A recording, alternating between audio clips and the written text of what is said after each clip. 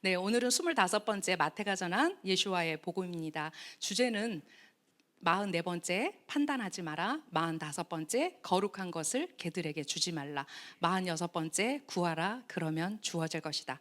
아무래도 마태복음 말씀이니까 여러분이 제가 이렇게 주제어를 던지면 마태복음 7장이구나, 그리고 이미 읽었던 그 성경 말씀들이기 때문에 굉장히 친숙하게 다가올 거예요. 근데 제가 항상 여러분과 마태복음을 나누지만 저는 이번 주에 사실 굉장히 많이 힘들었어요. 이 마태복음이 저에게 많은 질문을 했어요. 저 자신을 돌아보게 했어요. 판단하지 마라. 오늘 우리 피나스 토라 포션을 통해서 우리가 그 판단의 자리에 있으면 되지 않는다. 우리가 어떤 자리에 있어야 하는가. 또 저는 이제 우리 이스라엘 아카데미를 이끄는 제가 이 목사의 자리에서, 대표의 자리에서 사실 이런 것들이 제 안에 여전히 훈련 중이고 또 훈련 마땅히 되어야 되고, 그래서 하나님의 말씀이 저한테 실제적으로 너무 많은 질문을 하는 한 주였어요. 외부적으로도 바빴지만 제 영이 바빴어요. 그래서 계속 말씀을 묵상하고 이 말씀을 통해서 하나님, 제가 무엇을 깨닫기를 원하십니까? 왜냐하면 저에게 이 말씀이 제 가슴에 새겨져야 제가 이것을 여러분에게 나눌 때 여러분 또한 이 말씀에 동의할 수 있기 때문에 그런 것 같아요. 두 번째는 거룩한 것을 개들에게 주지 말라. 거룩한 것이 뭘까? 개는 누구지? 예수와께서 제자들에게 거룩한 것을 개들에게 주지 말라. 그러면 하나님께서 거룩한 것을 개들에게 주지 않으시겠구나. 저는 참 많은 걸 생각했어요. 그래서 과연 우리가 어떠한 분별을 가지고 이 토라의 진리를 지켜내야 되는가? 그 문제까지 이 안에 들어있다는 거죠. 자, 구하라 그러면 주어질 것이다. 기도죠. 우리가 어떻게 기도할 것인가? 이 말씀만 읽으면 금나아라 뚝딱. 마치 그런 기도가 하나님께 올려졌을 때 그 기도가 다 이루어질 거라고 생각할 수 있을 정도로 굉장히 쉽게 마태복음은 쓰여져 있어요. 하지만 정말 이 말씀 안에서 말씀하시고자 하시는 그 근본적인 것은 무엇일까? 많은 생각, 너무나 짧은 그 문장 안에서, 그 말씀들 안에서 참 많은 생각을 하는 한 주였습니다. 오늘은 7장 1절에서 11절까지, 7장 1절에서 11절까지의 말씀이 이 세 개의 주제로 나누어질 것 같습니다. 첫 번째, 판단하지 마라입니다. 마태복음 7장 1절에서 5절까지의 내용입니다. 너희가 판단받지 않으려거든 판단하지 말라. 너희가 다른 사람을 판단하는 방식으로 판단받을 것이기 때문이다. 너희가 헤아리는 기준은 너희를 헤아리기 위해 쓰일 것이다. 왜 형제의 눈에 있는 티는 보면서 내 눈에 있는 들보는 알아차리지 못하느냐? 내 눈에 들보가 있으면서 어떻게 내 형제에게 내가 내 눈에서 티를 빼내게 하라라고 말할 수 있겠느냐? 위선자여, 먼저 내 눈에서 들보를 빼내어라. 그러면 내가 또렷하게 볼 것이며 형제의 눈에서 티를 빼낼 수 있을 것이다. 한 문장으로 읽었지만 참 우리가 생각하면서 숨을 잠깐 멈추고 읽어야 될 부분들이 생각보다 많다는 거죠. 판단이 뭘까요? 이걸 판단받지 않으려거든. 이 표현 안에서 도대체 판단이 뭘까? 우리가 판단의 기준이 뭘까? 판단의 기준은 대부분 나죠.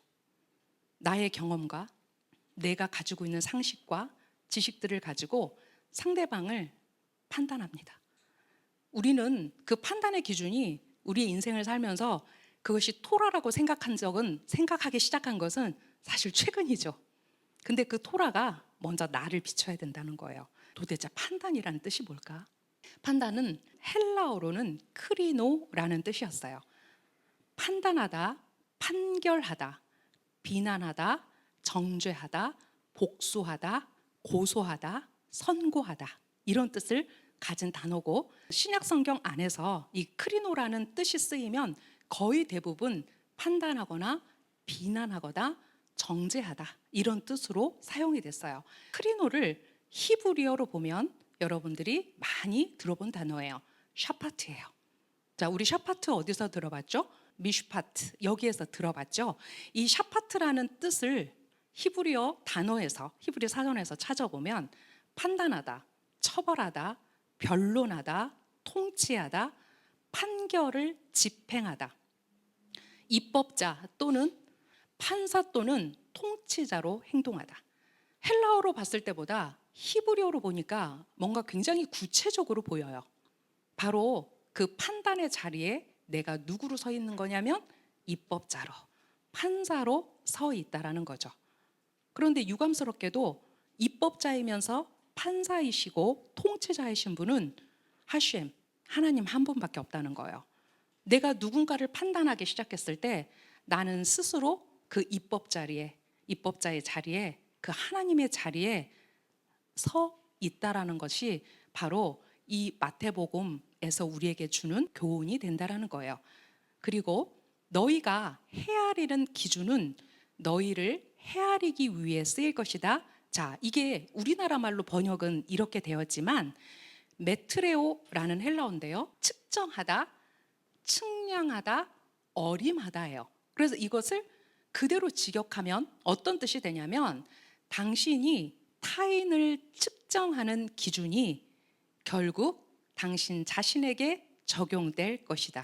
이렇게 직역으로 번역할 수 있다라는 거예요. 샤밧 127a에 보면 랍비 에우다 바르쉐일라는 랍비 아씨가 랍비 요하난에게 다음과 같이 말했다고 전했다라고 기록합니다. 사람이 이 세상에서 이익을 누리는 6가지 일이 있대요. 그런데 이 6가지 일은, 그 6가지 일의 본질은 다가올 세상, 지금 우리는 올람하제, 지금 이 세상을 살고 있죠. 이제 우리가 다가올 세상을 우리가 히브리어로 올람하바라고 하는데, 이 이익을 누리는 6가지의 본질은 결국 다가올 세상을 위해 존재하고, 이제 그 내용을 이렇게 소개하고 있어요. 첫 번째, 손님을 환대하는 거. 손님을 환대하는 그것을 누구에게, 우리에게 교훈으로 가르쳐 주셨냐면 아브라함이 그 새 천사를 어떻게 환대했는지를 우리에게 보여주고 있죠. 또 성경은 병자를 방문하고 또 예수와께서 병자를 고쳐주시는 이야기가 많이 기록되어 있어요. 기도할 때 진심을 다하며 경의의 마음을 갖는 것. 그래서 중언부언하지 말라라고 예수와는 우리에게 조언하셨어요. 이른 아침에 일어나 학당에 가는 거. 유대인 남자라면 그가 눈을 뜨자마자 어디를 향해서? 예시바를 향해서 그의 평생에 토라 공부에 매진하는 것이 그들의 가장 큰 축복이라고 말하죠. 또 하나는 아들을 낳았어요. 그럼 그 아들을 토라 공부에 헌신하도록 교육하는 거. 이게 그 올람하바에 하나님께 상급을 받는 일이라고 지금 얘기하는 거예요. 자, 마지막이 뭐냐면 다른 사람을 호의적으로 판단하여 의심의 유익을 주는 것이다. 다른 사람을 호의적으로 판단하는 거. 근데 그 뒤에 말이 도무지 이해가 안 됐어요. 의심의 유익을 주는 게 뭘까? 그 영어식 버전이기 때문에 제가 찾아보니까 이런 표현이더라고요. benefit of the doubt라는 의미인데, 이 의심의 유익은 상황이 확실하지 않아요. 그러면 우선 상대방의 행동이나 태도를 긍정적인 시각에서 이해하려는 태도를 말하는 거예요. 이 샤밧 127 안에 이제 이 내용을 설명하는 게 있는데, 어떤 주인을 위해서 열심히 일을 했어요. 그리고 이제 그 가족들과 함께 고향에 가려고 그 주인에게, 주인님, 내가 1년 동안 일한 돈을 주십시오. 돈이 없다. 이렇게 말을 하는 거예요.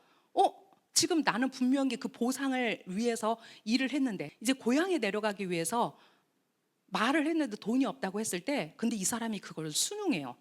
네, 알겠습니다 하고 그냥 고향으로 내려가요. 그리고 주인이 나중에 왜 그때 당시에 돈이 없었는지를, 돈을 가지고 가서 그 사람에게 주면서 물어봐요. 왜 그때 나한테 따지지 않았어? 왜 나한테 1년 임금을 주지 않았어? 라고 말하지 않았습니까? 라고 말하니까 아마도 주인님이 그때 저에게 돈을 주실 형편이 아니었던 거죠. 이렇게 하인이 말했다라는 거예요. 바로 그것이 의심의 유익입니다, 여러분.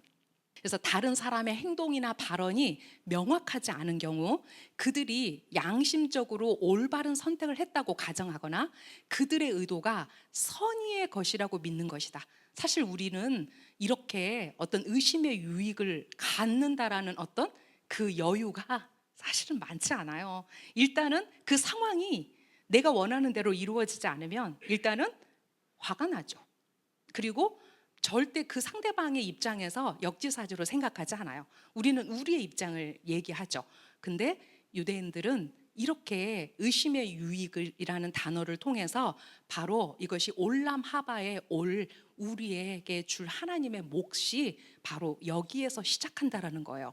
그 6가지 중에 마지막이 뭐냐면 다른 사람을 호의적으로 판단하는 것이라고 그들은 말하고 있습니다. 샤바 127b의 현자들은 바라에타에서 이렇게 가르쳤다.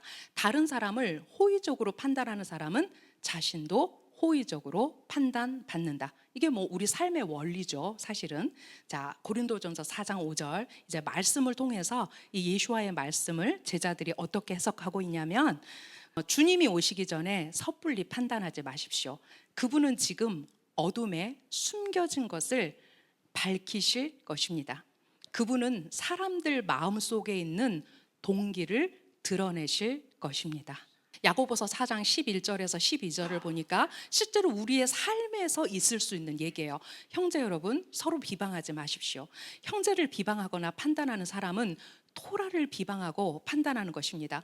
그리고 여러분이 토라를 판단하면 여러분은 토라가 말씀하는 것을 지키는 사람이 아니라 재판관입니다. 토라를 주시는 분은 단 한 분이십니다. 그분은 구원과 멸망의 권한을 가진 재판장이십니다. 여러분이 누구라고 생각하기에 이웃을 판단합니까? 라고 우리에게 말하고 있어요. 정말 이제 이 탐무조월의 시간 속에서 하나님이 우리를 가르치시는 게 무엇일까? 우리가 계속해서 그 샤부오트 가는 기간에 우리는 하나님 우리의 입술을 고치십시오. 우리의 라시온 하라를 우리 입에서 나오는 하나님 보시기에 거룩하지 않은 말들, 나쁜 말들을 고쳐 주십시오라고 이제 그 시간을 했어요. 유대인 현자들이 그렇게 말을 합니다. 우리의 혀에는 2개의 장벽이 있다. 첫 번째 장벽은 이고, 두 번째 장벽은 입술이다. 그만큼 혀가 위험할 수 있기 때문에 하나님은 2개의 장벽을 두셔서 우리가 스스로 그 혀를 지키기를 원한다. 근데 이 비방과 비판이 바로 무슨 죄냐면 라시온 하라의 죄가 된다라는 거예요. 하나님이 가장 가증하게 여기시는 그리고 우리가 브리타다샤를 통해서 얼마나 그 라시온 하라의 죄들이 정말 기가 막힌 죄들인지를 특별히 이제 야고보서를 통해서 우리가 많이 배웠지 않습니까? 근데 탐모주얼도 그 에너지 안에서 있다라는 거예요. 왜냐하면 그 12명의 정탐꾼이 실제로 그 하나님의 그 시각 안에서 조금만 벗어났을 때 그들은 다녀와서 성경은 뭐를 했다고 기록하고 있냐면 나쁜 소문을 내었다라고 말합니다. 근데 그 나쁜 소문은 단순히 나쁘기만 한 게 아니라 어떻게 했어요? 그들 스스로를 가나안에 들어가지 못하게 할 뿐만 아니라 그 며칠이면 들어갈 수 있는 그 짧은 길을 40년을 그들이 죽기까지 그 시간을 그냥 내어주는 그런 시간이 되어버렸잖아요. 이게 바로 그 탐무조 안에서 이제 우리 이스라엘 아카데미를 하나님의 방법대로 하나님이 쓰시기 원하시는 대로 가기 위해서 우리가 얼마만큼 우리의 교만을 내려놔야 되는가, 우리 안에 있는 비판과 비방, 그리고 우리가 이만큼 알고 있으니까 저 사람들을 모르는 것에 대해서 우리가 무시했던 것들, 이것은 단순히 타자뿐만 아니에요. 우리 가족 안에서도 마찬가지예요. 우리가 진짜 이 예수와의 말씀 안에서 이번 이 탐무주월이 끝나는 이 시간 안에서 우리가 우리의 입술을 통해서 그동안 비방하고 비판하고 했던 이 말들을 정말 진심으로 회개하자.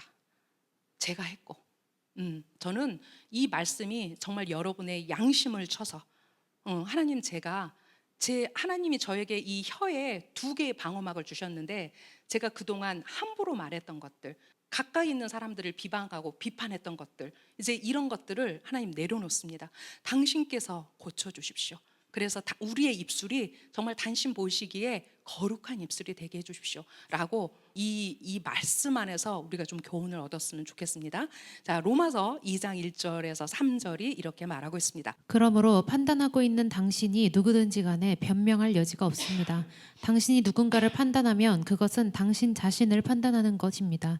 이는 판단하는 당신도 그가 하는 것과 똑같은 일들을 하기 때문입니다. 우리는 하나님의 심판이 이런 일을 하는 사람들에게 공평하게 내려진다는 것을 압니다. 이런 일을 하는 다른 사람들을 판단하면서 여전히 같은 일을 행하는 당신이 하나님의 심판을 피할 수 있다고 생각하십니까? 네, 로마서 2장을 이제 보기 전에 1장은 이 시대의 타락함에 대해서 이제 우리가 그 쭉 바울이 쓰고 있는 걸 볼 수 있죠. 그런데 우리가 그것을 함부로 판단할 수 없다라는 거예요. 왜냐하면 그 심판의 자리는 우리의 자리가 아니기 때문이라는 거죠. 데이비드 에지스턴이 유대인 신약성경 주석에서 이렇게 말하고 있어요. 다른 사람을 판단하고 정죄하는 당신의 죄는 교만이다. 교만이라는 거예요. 하나님은 교만한 자를 싫어하세요. 비슷한 사람이 비슷한 사람을 알 수 있다. 영어 속담에 이런 속담이 있죠. It takes one to know one. 그런 사람이 그런 사람을 알 수 있다. 이 속담은 판단의 대상이 자신과 유사한 특성을 가지고 있다는 것을 나타내는 말이다. 샤울은 남을 판단하는 것을 나무라기보다 남을 판단하면서 자신에게 더 엄한 판단을 내리지 않는 것에 대해 꾸짖고 있다. 판단하는 당신 또한 당신의 죄에서 돌이켜야 한다. 네, 저의 경험에 의하면 그렇습니다.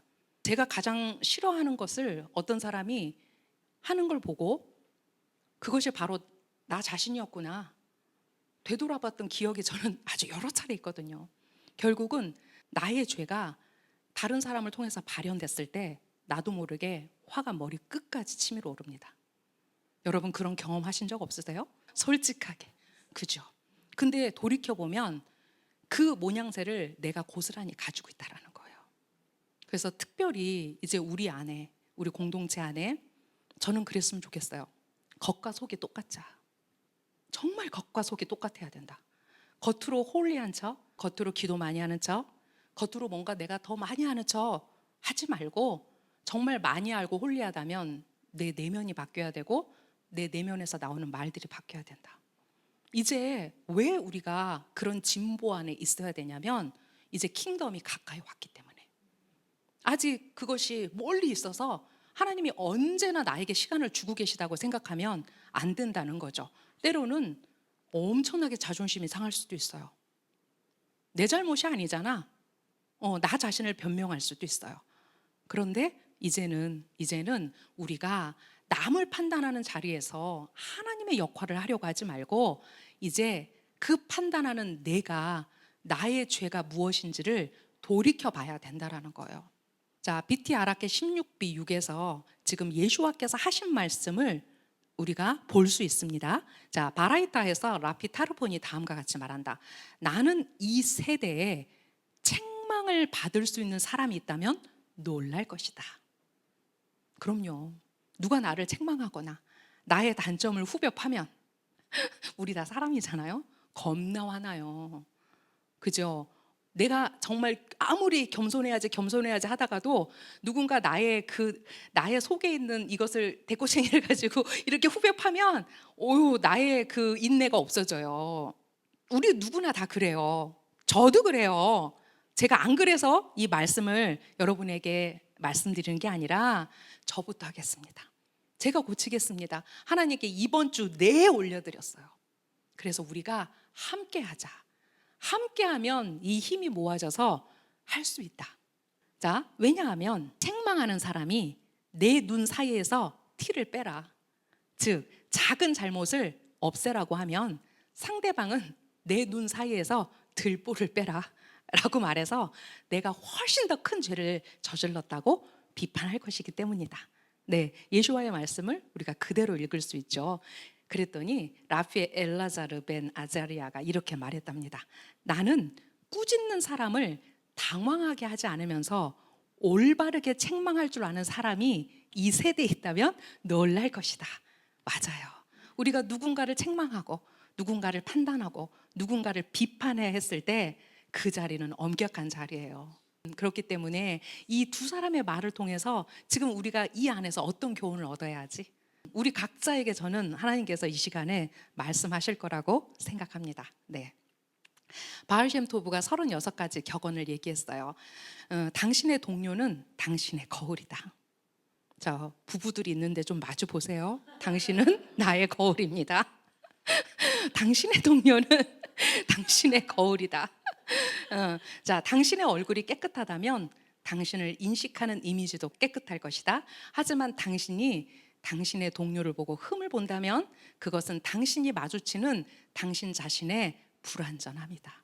당신은 당신 자신 안에서 바로잡아야 할 것이 무엇인지를 보여주고 있다. 우리가 이 이야기 안에서 지금 예수와께서 판단하지 마라, 비판하지 마라, 내 눈 속에 있는 들보를 먼저 꺼냈을 때 이제 거기에서부터 그 시작이 되는 그 이야기를 왜 하고 계신가, 이제 그것을 우리가 이런 랍비들의 격언을 통해서, 그들의 레퍼런스를 통해서 우리에게 교훈을 줄 수 있다는 거예요.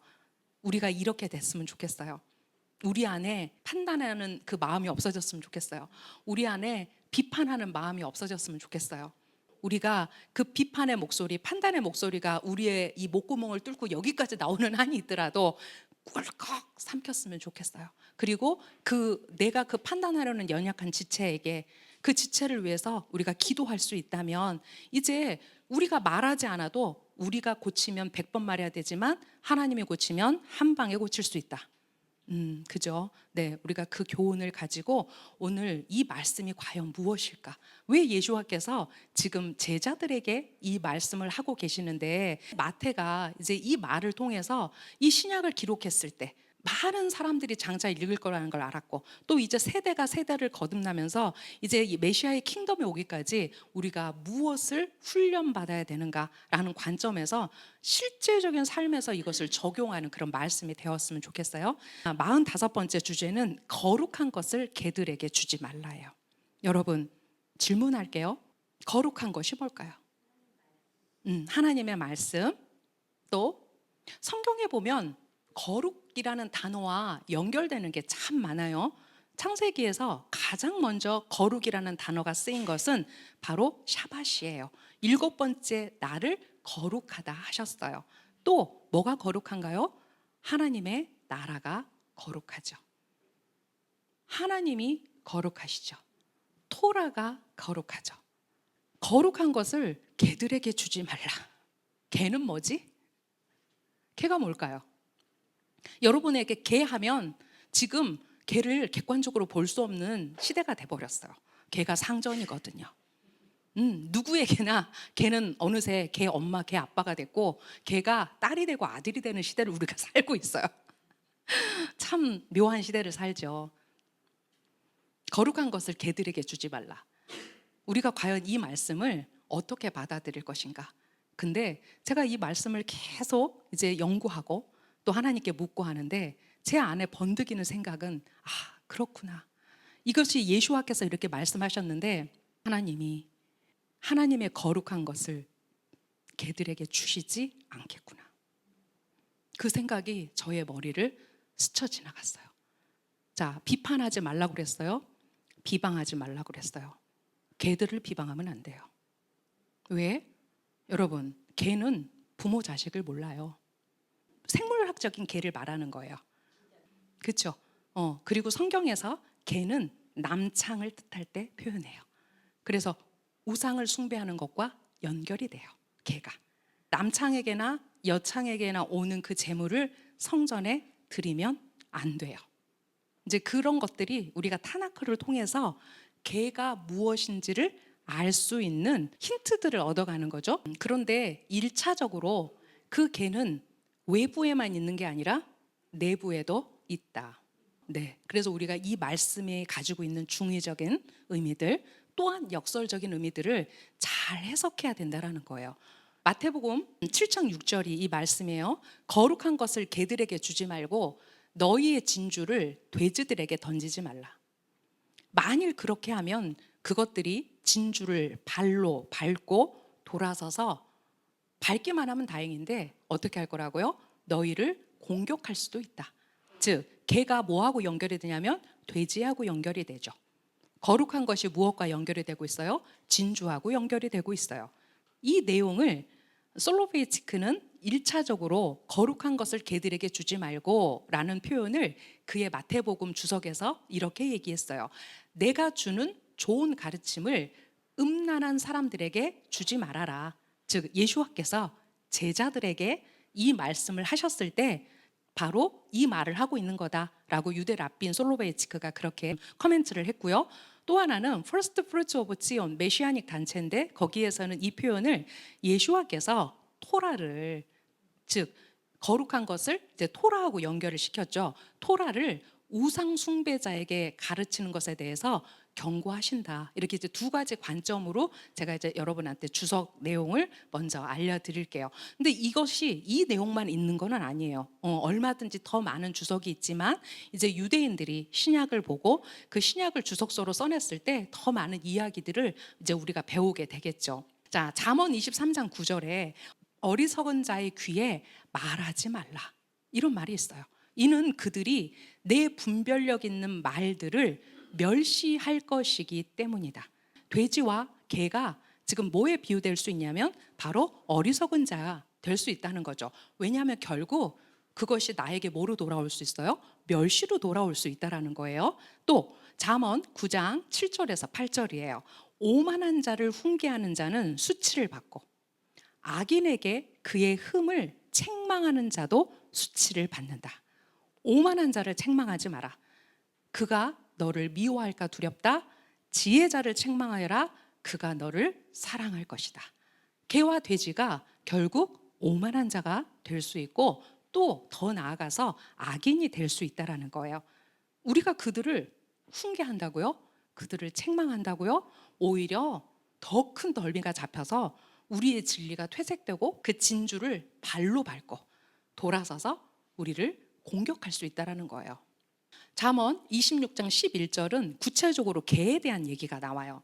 개가 그의 토한 것을 다시 먹는 것처럼 어리석은 자는 그의 우둔함을 되풀이한다. 자, 여기서 개는 뭐와 연결점이 있냐면 어리석은 자라는 거예요.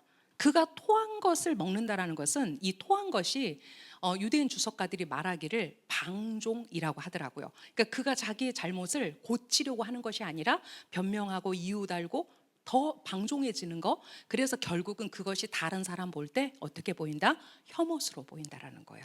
자, 걔가 자기 토한 것을 먹고 혐오스러워지는 것 같이 어리석은 자도 자기의 사악함으로 자기 죄로 돌아간다. 첫 번째 문장은 타나크에 있는 내용을 그대로 실은 거고 두 번째 문장은 탈굼의 내용이에요. 그러니까 잠언 26장 11절의 내용을 탈굼해서 이렇게 표현을 하고 있더라고요. 잠언 27장 22절은 아주 명쾌하게 말해요. 내가 우둔한 자를 곡물과 함께 보리 절구통 속에 넣고 찧어도 그에게서 그의 우둔함을 없애지 못할 것이다. 안 바뀐다는 거야. 그 개가 가지고 있는 속성, 돼지가 가지고 있는 속성, 단순히 어떤 음란과 어떤 우상숭배의 차원뿐만 아니라 그것이 가지고 있는 속성 자체가 이제 우둔하고 어리석고 악인이고 이런 의미들을 우리가 이 말씀 안에서 찾아서 읽을 수 있다는 거예요. 베드로후서 2장 21절에서 22절은 여러분 특별히 베드로후서 2장은 누구에 관한 이야기냐면 거짓 선지자들에 대한 이야기예요. 이 시대는 이제 이 마지막 시대는 그 적그리스도가 우리에게서 나갔다라고 요한이 얘기했죠. 그럼요. 그래서 너무나 잘 알아요. 하나님의 질서를 너무나 잘 알고 9개는 똑같은데 하나가 틀린 거예요. 이제 그 거짓 선지자들이 이렇게 무수하게 이 시대에 하나님의 백성들을 어떻게라도 기만하고 그들을 속여서 이제 그들의 수화를 만들려고 하는 이 시대 가운데 살고 있어요. 자, 베드로후서가 바로 그런 이야기인데 21절, 22절에서 이렇게 말합니다.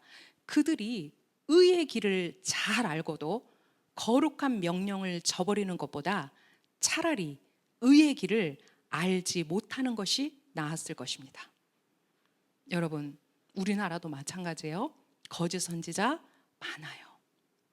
하나님의 시간을 나의 시간으로 바꿔서 그 시간에 정렬하라고 말해요. 이스라엘을 말하고 토라를 말하는 것 같으나 사실은 본질이 없어요. 아예 이스라엘을 알지 못했으면 더 나았을 뻔했어요. 그 죄가 더 클 것 같아요, 저는. 이스라엘은 순결한 신부예요. 저는 이스라엘이라는 그 순결한 신부에게 어떠한 티도 묻히고 싶지 않아요. 오늘도 우리가 예레미야 말씀을 읽었는데 마지막에 어떻게 끝나요? 그들은 나의 기업이에요. 나는 그들을 영원히 사랑하는 하나님이에요. 우리가 그 하나님의 말씀을 성경 안에서 정확하게 알고 있다면 우리는 이스라엘에게 오점을 남겨서는 안 돼요. 그만큼 이스라엘은 하나님이 사랑하는 당신의 신부세요. 네, 그 거짓 선지자를 향해서 이렇게 말씀하고 계세요. 뭐라고 얘기하냐면 그들에게 일어난 일은 개가 자기가 토한 것을 다시 먹는다라는 속담과 일치합니다. 그렇습니다. 돼지는 씻고 나서 다시 진흙탕에 뒹굽니다. 저는 어렸을 때 돼지를 키웠어요. 제가 시골에 살았거든요. 그리고 이제 작년에 우리 엄마가 오셨을 때 엄마, 근데 그때 왜 이렇게 돼지를 키웠어? 한 마리를 꼭 키웠어요. 한 마리를. 팔았어? 그러시는 거예요. 돼지가 생각보다 되게 잘 큰대요. 그래서 엄마가 돼지 키워가지고 용돈벌이 하셨대요. 그걸 작년에 제가 알았어요. 왜냐면 돼지 밥을 제가 자주 줬거든요. 이게 푹 이렇게 음식을 고아가지고 나쁜 거 그래도 내 가축이니까 안 먹인다고 좋은 걸로 엄마가 먹이셨던 기억이 나요. 근데 되게 속상했던 게 있어요. 돼지가 이렇게 지저분하잖아요. 그러면 그거를 다 이제 엄마가 걷어내고 아빠랑 다 걷어내고 거기다 좋은 집을 이렇게 다 깔아준단 말이에요. 그러면 그거 오전에 깔아주면 오후에 더러워져 있어요. 속성 자체가 아무데나 뒹굴어요, 돼지가. 이거는 돼지를 키워본 사람은 이거 무슨 말인지 금방 알 수 있어요. 돼지는 돼지다. 돼지가 분홍색 리본을 단다고 공주가 될 수 없다. 그 속성이라는 거예요, 여러분. 거룩한 것을 개에게 주지 말라. 와, 너무 어려운 말씀이에요. 하나님, 저에게 거룩한 걸 주십시오. 제가 정결하겠습니다. 제가 그 기도를 하나님께 올려드릴 수밖에 없었어요. 하나님, 제가 가고 있는 이 길이 정말 진리의 길입니까? 하나님, 저는 개나 돼지가 되고 싶지 않습니다. 하나님이 분명히 그 거룩한 것을 개나 돼지에게 주시지 않을 거예요. 우리가 그 자리에 있으면 안 돼요. 우리가 이 짧은 말 안에서 정말 너무나 우리에게 많은 말을 하고 있는 예수와의 말씀 안에 우리가 어떻게 서야 하는가? 이제 그 문제예요. 자, 구하라. 그러면 주어질 것이다. 사실 이 본문을 읽어보면 너무 신나요. 계속 구하라. 그러면 너희에게 주어질 것이다. 계속 찾아라. 그러면 너희에게 찾을 것이다. 계속 두드리라. 그러면 문이 너희에게 열릴 것이다. 이 말씀을 믿지만 우리의 기도가 응답되지 않으면 우리 바로 하늘을 향해서 왜요? 질문할 수 있죠. 왜 제가 수십 년 동안 기도하고 있는데 안 되는 거예요? 이렇게 질문할 수 있죠. 또 우리는 신앙을 막 시작했을 때 정말 어린아이와 같은 우리의 기도를 하나님이 얼마나 잘 놀랍게 응답해 주셨는데요. 그런데 그 아이가 5살 때 했던 기도를 20살 때도 하고 있고 20살 때 했던 기도를 쉬운이 먹어서도 할 수 있다 하고 있다면 하나님 보시기에 과연 어떻게 생각하실까? 자, 우리가 기도를 한번 생각해 보는 거예요. 도대체 기도가 뭐지? 우리가 누구에게 기도하는 거지? 우리가 무엇을 위해서 기도하는 거지? 하나님은 우리의 기도를 들어주시려고 자, 기도하렴. 내가 너의 소망과 너의 기도를 내가 응답할 거야. 항상 준비하고 계세요. 근데 분명한 기준이 있어요. 마태복음 7장 7절에서 11절 이제 오늘 나눌 마지막 본문입니다. 계속 구하라. 그러면 너희에게 주어질 것이다. 계속 찾아라. 그러면 너희가 찾을 것이다. 계속 두드려라. 그러면 문이 너희에게 열릴 것이다. 계속 구하는 자마다 받을 것이고 계속 찾는 자가 찾을 것이고 계속 두드리는 자에게 문이 열릴 것이다. 여기에 자기 아들이 빵을 달라고 하는데 돌을 줄 사람이 있느냐? 또는 그가 생선을 달라고 하는데 뱀을 주겠느냐? 비록 너희가 악할지라도 자녀에게 좋은 선물을 줄 줄 알거든 하늘에 계신 너희 아버지께서 계속 구하는 자들에게 좋은 것을 더 많이 주지 않겠느냐? 네, 11절까지 본문 내용입니다. 우리에게 기도의 힘을 불어넣을 수 있는 하나님의 순풍의 말씀이죠, 사실은. 그런데 우리가 이제 어떻게 기도해야 될 것인가? 기도가 무엇일까? 한번 이제 이런 생각들을 좀 이번 기회에 하고 넘어갔으면 좋겠어요. 기도의 본질, 기도의 서론은 당신이 누구 앞에 서 있는지를 아는 것이다. 여러분, 누구에게 기도하세요? 맞아요. 온 우주의 왕이신 하나님께, 하시엠께 기도하죠. 나는 하나님 아버지가 좀 어려워. 그럼 예수와께 기도해요. 실제로 그래요, 사람들이. 나는 왠지 하나님께 기도하는 건 조금 내 말 안 들어주실 것 같고 예수와께 기도하면 다 이루어드릴 것 같아. 물론 모든 기도의 끝은 베시엠 예수와 마시아, 예수와의 이름으로 기도합니다. 왜? 당신의 아들의 이름 앞에 아버지가 높거든요. 그죠? 네. 근데 당신이 누구 앞에 서 있는 것을 아는 거예요. 내가 기도를 올려드리는 그분이 누구신가를 정확하게 아는 것에서부터 기도가 시작된다라는 거예요. 왜냐하면 기도의 대상은 다양해요. 우리 할머니 세대는 천지신명께 기도했어요. 한복을 차려입고 정한수를 떠넣고 두 손을 모아 빌며, 네, 또 절에 가면 기도 많이 해요. 그죠? 기도의 대상은 많아요. 근데 우리가 지금 누구에게 기도하고 있는가? 그분은 누구신가? 그 본질을 아는 게 중요하다는 거예요. 하나님은 당신이 누구신지 우리에게 알려주셨어요. 어디에서요? 10 말씀들의 첫 번째 말씀. 나는 너희를 종된 땅 그 미츠라임에서 이끌어낸 요드 헤이 바브 헤이, 바로 나 아도나이다, 이렇게 말씀하셨다라는 거예요. 그 10 말씀들, 즉 10계명의 1번이 하나님이 누구신지를 알려준다라는 것은 바로 그 10 말씀들은 바로 하나님과 관계에서 우리에게 지켜질 수 있는 법이기 때문에 그래요. 기도도 마찬가지예요. 만약 누군가가 하나님에 대한 잘못된 생각을 가지고 있다면 그의 모든 기도는 가치가 없다. 오늘 생각하세요. 내가 누구에게 기도하고 있는가? 그분은 내가 만든 우상인가? 내가 생각하고 있는 하나님인가? 정말 그분이 온 우주의 왕이시고 이스라엘의 왕이시고 장차 이제 이 땅을 통치하실 그분이신가? 우리가 그분과의 관계 안에서 기도를 다시 한번 생각하자. 우리 신앙의 주요 원칙 중 하나는 창조주께서 아무것도 부족하지 않고 아무것도 필요하지 않으며 피조물에게서 아무것도 얻지 않으신다는 것이다. 그렇죠? 우리가 하나님을 바꿀 수 있을까? 우리가 울고불고 40일 금식한다고 해서 하나님의 생각이 바뀌실까? 근본적으로 유대인들이 말하기를 하나님은 바꾸시지 않으신다.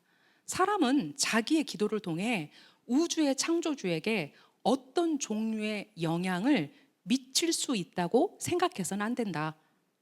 질문이 있어요. 어떤 질문? 우리가 하나님을 바꾸거나 하나님께 어떤 영향력도 행사할 수 없다면 왜 기도하는데요? 그죠? 질문할 수 있죠. 만약 그렇다면 모세가 유대인들의 금송아지 죄를 용서해 달라고 하나님께 기도했어.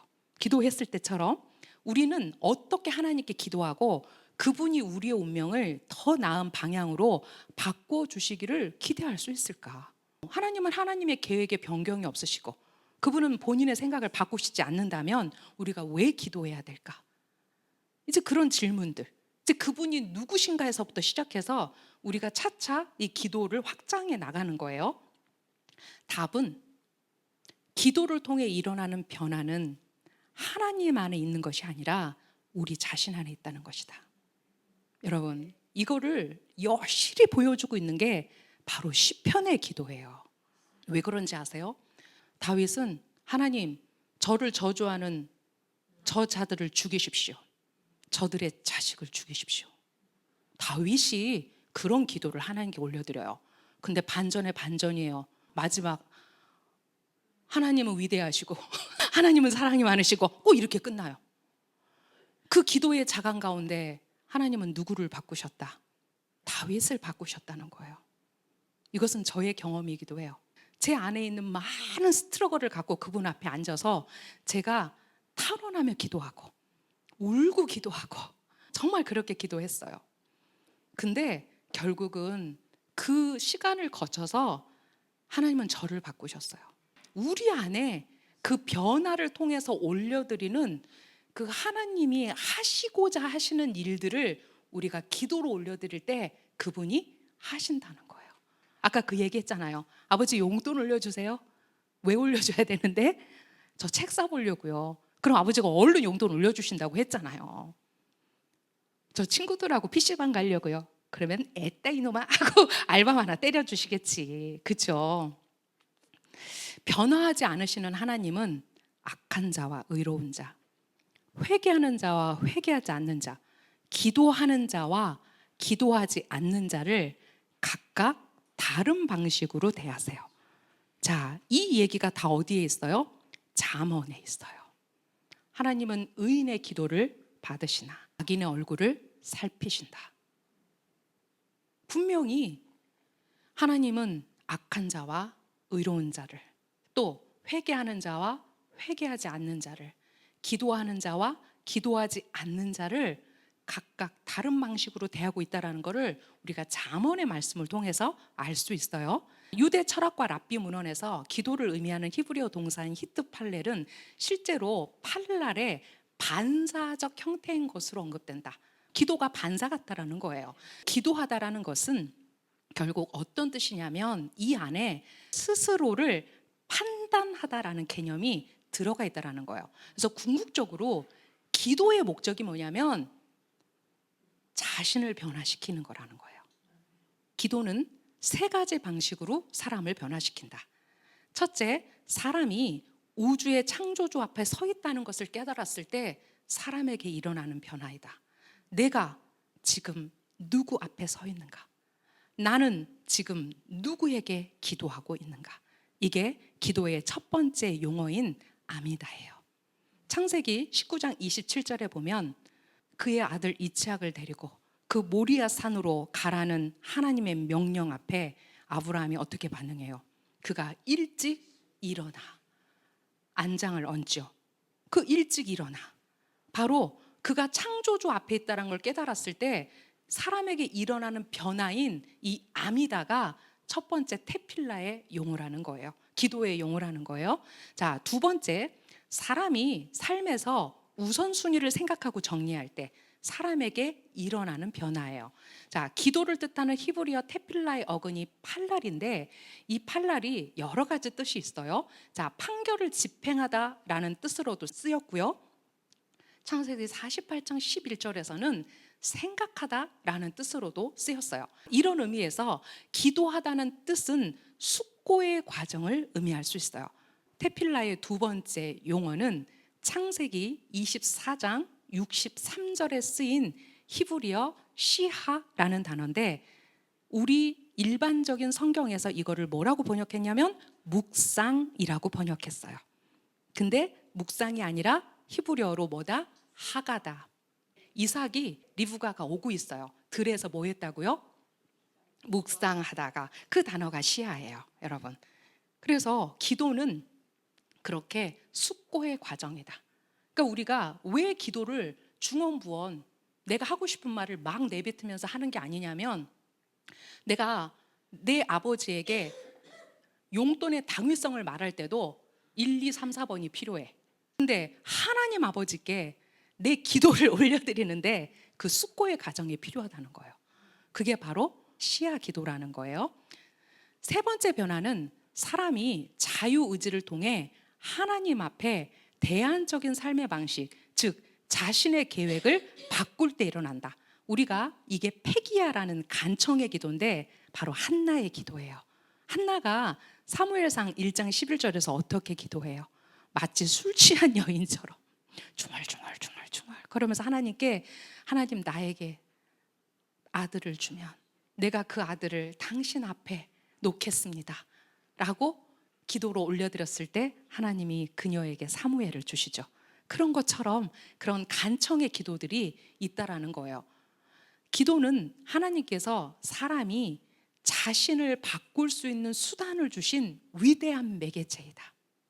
우리가 기도를 통해서 내가 올려드리는 어떤 기도의 소망이 단순히 이루어지는 것이 아니라, 하나님이 다윗의 시편을 통해서 우리가 기도를 배우고자 왜 기도를 가르치시냐면, 그것이 바로 다윗이 기도 중에 점점 하나님의 마음을 알아가고 있다는 거예요.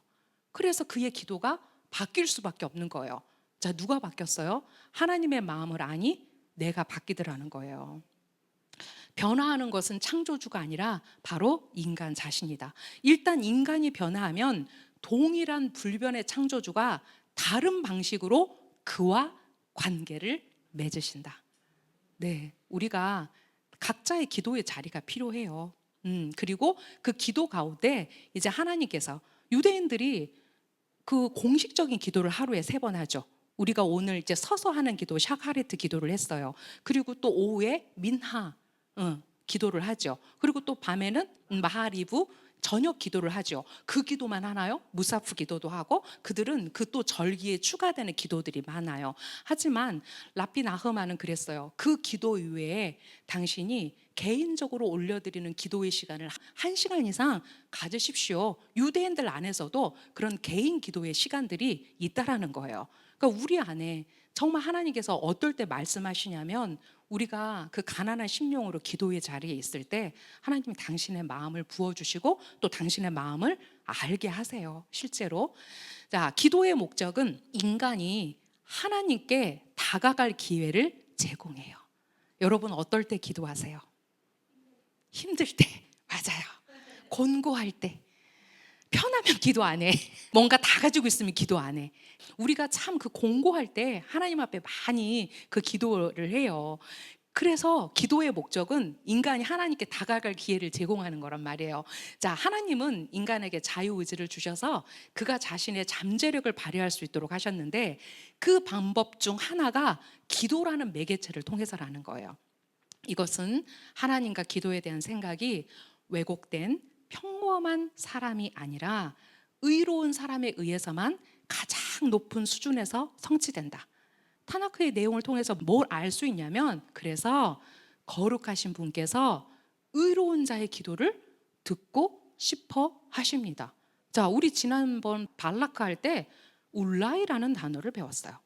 하나님의 마음을 알았던 아브라함의 울라이와 만약 50명, 40명, 10명까지 내려갔을 때 그렇게 기도했던 아브라함의 그 울라이와 발람의 울라이는 차원이 다른 울라이다. 하나님이 누구의 기도를 듣고 싶어 하실까?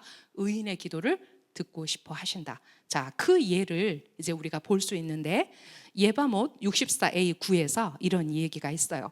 랍비 이츠학이 말했습니다. 우리 조상들이 처음에 불임이었던 이유가 무엇일까요? 제가 가끔 우스갯소리로 그 얘기 하잖아요. 타나크, 구약은 할머니가 애를 낳는 이야기들이고 신약은 처녀가 애를 낳는 얘기다. 사라가 90살에 아기를 낳잖아요. 이삭을 낳잖아요. 그죠? 할머니들이 아기를 낳단 말이지. 그래서 유대인들은 처녀가 아이를 낳는 게 어렵지 않대요. 근데 우리는 겁나 어려워. 어떻게 처녀가 애를 낳을 수 있냐고. 그들은 그들의 그 하나님의 기적 앞에 그럼요, 하나님 하실 수 있죠 라고 오히려 거기에 문제 제기하지 않는다는 거예요. 그게 논리가 그걸 증명할 수 없다고요. 그렇죠? 자, 우리 조상들이 처음에 불임이었던 이유는 무엇입니까? 거룩하신 분께서 의로운 자들의 기도를 원하셨기 때문에 그분은 그들이 자녀를 위해 기도하기를 원하셨습니다. 마찬가지로 랍비 이츠학이 말했습니다.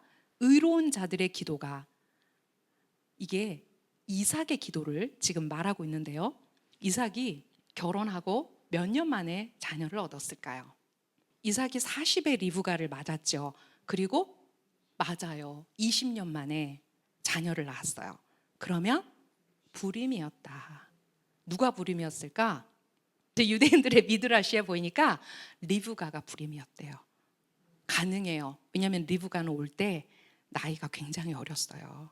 이삭은 나이가 많았지만, 네. 그리고 유대 전통 안에서 결혼을 해서 10년 동안 아이가 없어. 그러면 이제 그때 불임 검사를 해요. 10년까지는 기다려요. 그런데 그 불임의 원인이 아내에게 있을 때 다른 첩을 들여 아이를 낳아도 불법이 아니에요. 그게 바로 하갈의 얘기예요. 이츠학이 기도했어요. 이츠학은 하나님 보시기에 의로운 자였어요. 그리고 그분은 간청을 들어주셨습니다. 여기에 히브리어로 보니까 바야테르라는 단어가 쓰였는데 이 단어 안에서 갈퀴라는 단어를 찾을 수 있대요. 이게 왜 갈퀴라는 단어를 유대인들이 그 안에서 찾아냈냐면 이것은 이 갈퀴가 한 곳에서 다른 곳으로 농산물을 뒤집듯이, 여러분 시골에 사셨으면 갈퀴가 어떻게 생겼는지 아실 거예요. 쇠스랑 이렇게 길게 이렇게 끝이 뾰족해서 이렇게 집 같은 거를 한 번에 딱 걷어서 다른 데다 옮길 수 있어요. 바로 의로운 자들의 기도는 거룩하신 분의 속성을 분노의 속성에서 자비의 속성으로 어떻게 할 수 있다? 우리가 이 기도를 모세의 기도에서 볼 수 있어요. 그죠? 하나님이 다 죽이고 나는 너를 통해서 이제 새로운 이스라엘을 만들 거야 했을 때 그 모세의 후추파의 기도 앞에 하나님은 그때 무엇을 원하셨을까? 네, 하나님 다 죽이시고 저를 통해 이루십시오. 모세가 그렇게 기도해 주기를 원했을까? 아니요. 아버지의 마음은 그렇지 않았어요. 그 아버지의 마음을 그 모세의 입을 통해 고백했을 때 하나님은 그 사랑 이스라엘을 버리지 않으셨단 말이에요. 그리고 모세는 그의 그 인생 가운데 가장 온유한 자라는 그 이름을 갖게 되죠. 20년 불임이었어요. 그래서 미드라시 안에 어떤 얘기가 있냐면 이삭이 리브가를 데리고 어디로 가냐면 이제 그의 마지막 그 기도의 자리가 모리아 산이었어요. 왜 모리아 산이었을까? 바로 그가 그의 생명을 드렸던 곳. 그 아브라함과 함께 동행했던 38 먹은 이삭이 스스로 결박되어 그 제단 위에 누웠을 때 아버지 저를 단칼에 죽이십시오 라면서 그 칼 앞에 순종했던 그 자리에 리브가를 데려가서 간청의 기도를 올렸을 때 하나님이 리브가의 태를 열어 쌍둥이를 주시죠. 그게 바로 간청, 페기야의 기도죠. 네, 우리가 하나님은 바로 그들의 조상들을 불임으로 하셨던 이유가 이제 그 자녀가 의인의 세대를 이제 예수와까지 오는 그 세대를 거쳐야 했기 때문에 그랬다라는 거예요. 자, 하나님은 우리에게 우리의 요청을 그 앞에 놓을 수 있는 능력과 권리를 부여하셨다. 그렇죠. 우리가 하나님께 의지할 때 우리가 변하고 따라서 우주의 변함없는 창조주께서 우리의 기도를 들으실 것을 보증하신다. 그분은 기도를 들으시는 분이시기 때문이다. 하나님의 지혜는 우리의 지혜와 같지 않기 때문에 그분이 우리의 기도에 응답하실지 여부를 알 수 있는 방법이 없다. 나는 기도하면 기도 응답을 다 받아. 대단하신 분인 거야. 진짜로. 그냥 하나님의 마음에 합한 자야, 그런 분들은. 우리가 판단할 수는 없어. 근데 그런 분들이 있어. 우리는 그분이 우리의 기도를 들으신다는 것을 확신할 수 있을 뿐이다. 우리가 그분이 누구인지를 안다면 우리의 장황한 기도가 아니더라도 내 숨소리에 반응하시는 하나님, 내 그 숨소리에 너무나 많은 하나님께의 탄원이 올라갈 때 하나님은 그 기도를 들어주신단 말이에요. 그럼에도 불구하고 사람은 모든 필요에서 하나님께 의지해야 한다. 기도는 인간이 더 높은 수준으로 올라가는 위대한 매개체 중 하나이다. 자, 우리가 기도를 시작하면서 기도의 서론이 무엇인가? 기도의 목적이 무엇인가? 지금 제가 쭉 얘기했어요. 이제 기도는 인간이 더 높은 수준으로 올라가는 위대한 매체 중 하나라는 거예요. 따라서 그의 운명은 그의 특별한 요청이 응답되지 않더라도 더 나은 방향으로 바뀔 것이다. 우리가 기도를 하면서 그 요청이 응답되지 않았을 때 이제 하나님께 더 물을 수 있잖아요. 그 기도를 우리가 하나님께 확증을 받기 위해서 더 스트러글하고 더 하나님께 애스크할 수 있잖아요. 그는 실제로 기도 자체를 통해 요청에 대한 응답을 통해 예상하는 것보다 훨씬 더 큰 보상을 거둘 수 있다라는 거예요. 요한일서 5장 14절에서 15절은 다음과 같이 얘기하고 있어요. 그분 앞에서 우리가 가지는 확신은 우리가 무엇이든지 그분의 뜻에 따라 구하면 그분께서 우리의 기도를 들으신다는 것입니다. 그리고 우리가 무엇을 구하든지 우리의 기도를 들으신다는 것을 알고 우리가 그분께 구한 것을 받았다는 것도 압니다. 요한이 우리에게 이렇게 말하고 있죠. 그분 앞에서 우리가 가지는 확신은 우리가 무엇이든지 그분의 뜻을 따라 구하면 그분께서 우리의 기도를 들으신다는 것입니다. 네. 그래서 기도는 하나님이 변하는 게 아니라 내가 변하는 거예요. 이 기도의 자리를 통해서 바로 하나님의 뜻을 알면 우리가 그분의 뜻을 따라 하나님께서 하시고자 하시는 그 하늘의 일들을 이 땅 가운데 선포해서 그 일이 실제적으로 이루어질 수 있다는 거예요.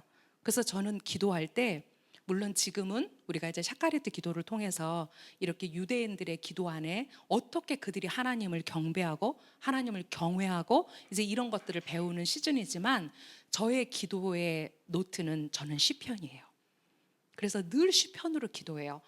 제가 거기에 저의 생각을 담을 필요가 없어요. 다윗이 다 말해줬어요. 그래서 예를 들어서 지금 이스라엘 상황을 보면서 제가 시편 2편으로 기도 많이 해요. 이제 그 이스라엘을 없애려는 그 나라들을 보고 하나님이 웃으시며, 그리고 시편 83편으로 기도해요. 내가 할 수 있는 그 기도 이상의 것들을 하나님께 기도로 올려드릴 수 있거든요. 그래서 우리가 말씀으로 기도하는 것이 때로는 중언부언하지 않을 수 있는 한 방법이기도 합니다. 시편 34편 15절과 17절을 읽겠습니다. 아도나이의 눈은 의인들에게 있고 그의 귀는 도움을 청하는 그들의 소리에 있다. 그들이 부르짖으면 아도나이께서 들으시고 그들의 모든 고통으로부터 그들을 구하신다. 네, 아도나이의 눈은 의인들에게 있고 그의 귀는 도움을 청하는 그들의 소리에 있다.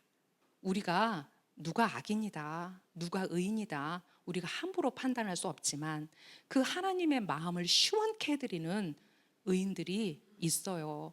저는 이제 오늘 7월 27일이 여러분 정전 71주년 되는 날이에요. 근데 이 나라가 어떻게 지켜질까? 이 대한민국이 어떻게 지켜질까? 우리는 풍전등화 같은 역사 앞에 있고 당장이라도 북한에서 넘어와 가지고 우리나라에 당장이라도 불바다를 만들겠다고 그 오물이 가득 든 풍선을 들이다 보내는 저 북한이 있고, 근데 그럼에도 불구하고 어떻게 하나님이 이 나라를 보호하실까? 저는 하나님의 마음을 아는 자들의 기도, 그 의인들의 기도를 들으시는 바로 그 사람들이 있어서 저는 대한민국이 지켜진다고 생각하는 사람 중에 1인이에요. 1948년 이스라엘과 함께 세워진 대한민국은 반드시 이스라엘과 함께 갈 거예요. 이스라엘 편에 설 거예요. 우리가 실제적으로 이스라엘과 함께 가는 것이 무엇인지를 이제 우리는 세상 사람들에게 알릴 거예요. 이제 그 일을 우리 월간 샤바시 하려고 지금 열심히 준비하고 있어요, 여러분. 자, 마지막으로 이제 기도에 대해서 하나를 더 나누고 끝낼게요. 우리는 이스라엘을 위해 기도해야 한다. 이스라엘을 위해 기도하는 것은 사실상 우리 자신을 위해 기도하는 것이다. 이스라엘과 클랄 이스라엘, 콜 이스라엘이라고도 말하죠. 이스라엘의 공동체의 운명은 서로 밀접하게 연결되어 있기 때문에 공동체의 복지와 안전을 위해 기도하는 것이 개인의 복지와 안전을 위해 기도하는 것과 동일하다. 이스라엘이 없으면 하나님도 없어요. 이스라엘이 없으면 홀 이스라엘도 없어요. 분명히 하나님은 이 세상을 하나님이 계시다라는 것을 분명히 알려주는 그 매개체로 이스라엘을 선택하셨어요. 이스라엘이 비록 지금 야곱의 환난 가운데 있으나 우리가 이스라엘 편에 서서 이스라엘 위해 기도할 때 그것이 누구를 위해 기도하는 거다? 우리 자신을 위해서 기도하는 거다. 이스라엘이 최전선에서 이슬람 극단주의를 막아내지 못하면, 그 장벽이 무너지면 이제 전 세계는 그 지하도로 망할 거예요. 여러분, 우리가 왜 이스라엘 위해서 기도할 것인가? 우리가 한 운명이고 한 공동체이기 때문이다요. 이스라엘을 위한 기도에는 높은 영적 수준이 필요하다. 유대인 랍비가 한 얘기예요. 이스라엘을 위한 기도에는 높은 영적 수준이 필요하다. 이러한 수준에 도달한 사람들은 하나님을 섬기는 높은 차원의 기도를 할 수 있지만 이것은 운이 좋은 소수의 사람들에게만 해당된다. 제가 여기다 이거 안 쓸 수도 있었어요. 그래서 우리가 하는 기도는 아니라고 또 이렇게 분명히 말하는 사람들이 있을 수 있어요. 근데 그게 아니라 그럼에도 불구하고 우리 모두는 그 수준에 도달하기를 열망해야 한다. 이게 제가 하고 싶은 얘기예요. 왜 우리가 이스라엘을 위해서 기도해야 되는가? 왜 우리가 이스라엘과 함께 서야 하는가? 이제 무엇을 위해 기도하지? 무엇을 구하지? 자, 여기 말씀하신 것처럼 계속 구해라. 그러면 너희에게 주어질 것이다. 계속 찾아라. 그러면 너희가 찾을 것이다. 계속 두드려라. 그러면 문이 너희에게 열릴 것이다. 계속 구하는 자마다 받을 것이고 계속 찾는 자가 찾을 것이고 계속 두드리는 자에게 문이 열릴 것이다. 네, 굉장히 무겁게 저는 여러분과 기도에 대해서 나눴어요. 이제 우리가 기도를 다시 한번 재조명하고 우리가 누구에게 무엇을 위해서 어떻게 기도할 것인가에 대해서 이제 다시 한번 우리가 자리를 고쳐 앉아야 되는 이유는 지금 이 세상이 만만치 않다라는 거예요. 자, 그렇다면 이제 세상은 급박하게 변화갑니다. 여러분, 우리가 어떻게 기도할 것인가? 무엇을 위해 기도할 것인가?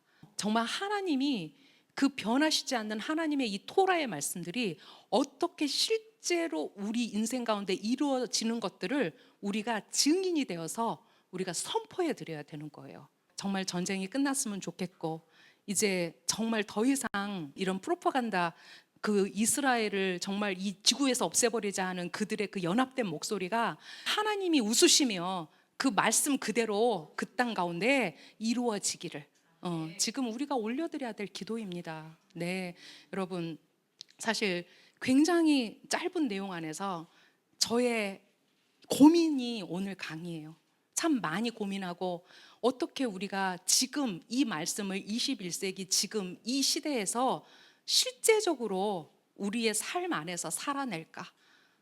이 고민이 저의 이번 마태복음 말씀을 준비하면서 저에게 하나님이 또 이 말씀을 통해서 저에게 많이 질문하셨던 내용인 것 같아요. 그래서 우리가 겸손하자. 일단 우리 절대로 판단하지 말자. 이제 우리 약속해요. 우리가 더 하나님이 원하시는 방향으로 가려면 먼저 우리 입술에 방어막인 이와 입술을 이제 함부로 우리의 혀를 하나님이 기뻐하시지 않는 방향으로 말하지 말자. 이제 그게 다른 사람부터가 아니라 나에게 가장 가까운 사람부터 그 연습하자. 안에서 세면 밖에서도 세요. 안에서 안 세야 밖에 나가서 안 세요. 겉과 속이 똑같아야 돼요. 그 사람의 기도를 하나님이 들으실 거예요. 그래서 그 하나님의 일들을 우리가 증인되어 선포해 드리는 것. 네, 그래서 이 마태복음의 내용 하나하나가 이 시대를 살아가는 우리에게 정말 하나님의 큰 메아리가 되기를 바라는 마음으로 제가 말씀을 준비했습니다. 기도하겠습니다. 이스라엘 하나님 감사합니다. 네, 오늘 말씀을 통해서 그 예수와께서 제자들을 가르치셨던 이 산상수훈이 이제 7장에서 마무리되어져 가는데 하나님 더 당신의 목소리가 크게 들립니다. 그 말씀이 말씀하시고자 하시는 그 심중에 그 당신께서 말씀하시는 것이 무엇인지 더 궁금해집니다. 하나님 지혜를 주십시오. 더 깨달아 알게 해주십시오. 그래서 그 당신의 말씀이 갖고 있는 그 하나님의 킹덤의 그 원리 안에서 하나님의 킹덤의 의 안에서 우리가 무엇을 알고 깨닫고 실제로 그것을 삶으로 살아내야 할지 주님 우리에게 더욱더 알려주십시오. 그렇게 하실 이스라엘의 하나님을 찬양합니다. 베쉔 예슈아 하마시아 아멘.